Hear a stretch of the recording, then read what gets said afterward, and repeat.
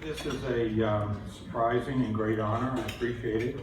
I'm Mark Hay. I'm from Georgia Tech. I do community ecology, coral reef ecology, chemical ecology, what we call consumer-prey interactions, which is how you get lunch without becoming lunch. And then we put that together to try to understand and manage coral reefs better. I'm not sure how much tonight's audience overlaps with this afternoon, so I'm going to run through some things again quickly here, maybe not. Okay, I don't seem to be able to toggle. Can you go forward for me? Thanks. So I'm going to say that conservation is critical, but it's not enough. We need to learn how to fix things as well as just conserve them. Next. And that's because of rising population levels on Earth and as Boyd said, rising need to use more stuff.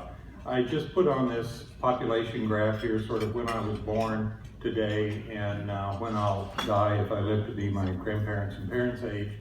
And so there'll be about 3.5 times as many people on Earth as when I was born. In chemical ecology, how plants and animals interact with each other chemically, gives us an instruction manual for how nature works. Most things on Earth don't have eyes and ears, and so they decide to run from the thing next to them or eat it or mate with it based on chemical signals. And we're trying to understand those. Next. We think we can use that as sort of proof of concept on restoring reefs. Next. The picture on the left and the picture on the right are about 200 meters apart. Reefs worldwide have been converting from the coral-rich one on the left to the sort of algal-dominated parking lot on the right. Next. And we've been looking at sort of the chemistry that things use to kill off each other and the mechanisms involved. You can see in these pictures we put some seaweeds against corals, and within 2 days to 3 weeks they've killed the coral and the tissues are sloughing off. And we followed up on the chemistry of that and kind of understand that and know what's going on. Next. It turns out that corals can fight back at some level. This particular coral that you see here, when that green seaweed is in contact with it, the coral identifies the seaweed, the species, by its chemistry. It makes a chemical 911 call to these two little fish that live inside that coral, and they come out and clean that algal back just enough so that it won't touch it. And so they're little sort of bionic hedge trimmers. The kind of green and red one is toxic to start with and becomes more toxic when it eats that alga. The black and red one is not toxic, and it doesn't eat the alga, it just trims it off and spits it out, but defends its home from damage. So that's the kind of chemical signaling that goes on the reef. Next.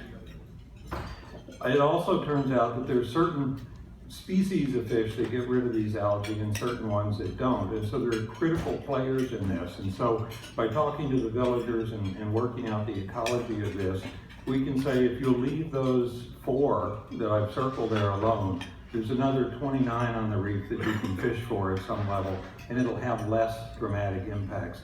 So your kids don't have to starve to death in order for us to come scuba dive and see a nice place. Next.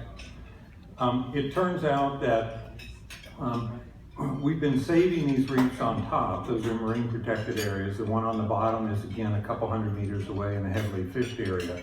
And we thought that the babies from those protected areas would spill over into the unprotected areas and allow them to recover. But it turns out that the baby corals on top, the baby fish in the middle, even though they go to sea for days to weeks to months and then come back in, they can smell a good place and they go there. And they can smell an overfished place and they'll refuse to settle there. And so these damaged areas will not recover unless we change the chemical signaling in there or get rid of those things that are toxic and nasty. Next. So seaweeds sort of smell bad. Corals smell attractive and are good. And so by manipulating those or biologically saving those fishes that eat the seaweeds, we can get rid of the sort of blanket of stink and get these guys to recolonize. Next. So one of the experiments we did is look at settlement in the top area, which is a good area, and the bottom area, which is not, over a 6-month period. And even though these coral larvae that I'm showing in the top there are just a little sort of bag of fat with some cilia around the side, they can nonetheless chemically sense those damaged areas and refuse to settle there. So we got no settlement in 6 months on the bottom in the damaged area. We got hundreds of larvae settling in the upper area. In these little, you see these little plates off to the right there, we put those 50 centimeters above the bottom, so they're sort of above the blanket of steam. And in the nice area, we got no settlement on those plates because the bottom was much more attractive.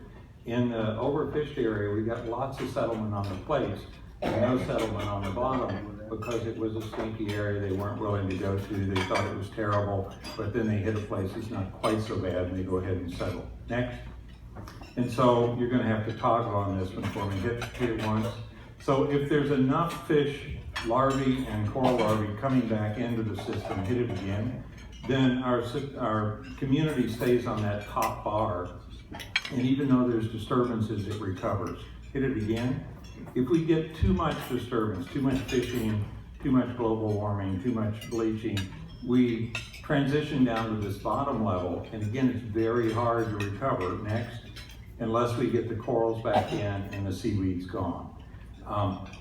Next, there's a little other outcome here. One of the other things we've learned about this is we think, we describe a species with a Latin binomial, a name, and we think that's a fixed entity, and in fact it's not.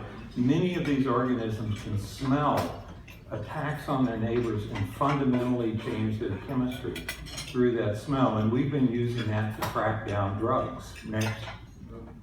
So here's an example. This particular seaweed has been studied by a number of people, but we frighten the seaweed with the smell of its neighbors being damaged or the smell of part of it being damaged, and its chemistry changes. And we found 48 new natural products and 14 new classes of compounds, some of which are active against cancer, some of which are active against antibiotic-resistant microbes, some of which are active against malaria, etc. So there's a treasure trove of solutions out there that we just need to learn the language of how to speak that. Next. And so I think, one, we need to realize that this is an example for reefs, but it's probably true of grasslands and forests and rivers and streams and everywhere else. If we learn how they operate, we can tweak them back to desirable states. Next. That's it. Thank you.